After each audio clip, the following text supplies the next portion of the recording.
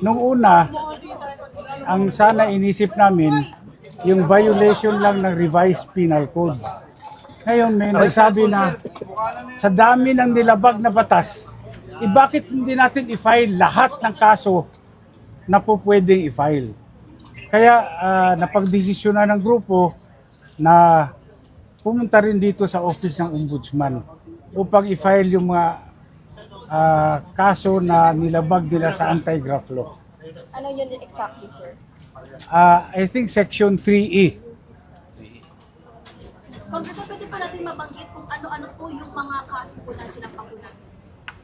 Yung una, syempre, yung falsification ng legislative document. Dito naman sa ombudsman, yung violation ng section 3E kung saan ay sinasabi na kung merong kang ginawa na dihado yung gobyerno, no, at nawalan yung gobyerno, ay po pwede kang kasuhan.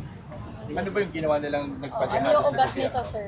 Yung pagsingit ng imagine 241 billion pesos. Ang laking halaga yan.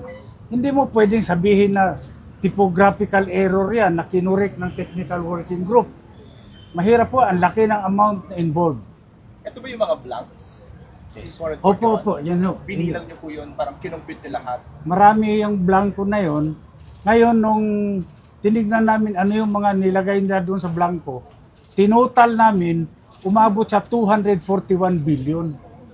Sir, bakit po 12 yung counts ng falsification of legislative documents? Palagay ko, mas magandang sagutin ni Atty. Topacio yan kasi siya naman yung lead counsel. Well, kaya po 12 counts yan ay 12 times po nilang pinunuan yung mga blanks. Yun po ang inapprove ng BICAM ay 0, nakalagay 0. Dapat po yun pagdating sa Pangulo, 0 din.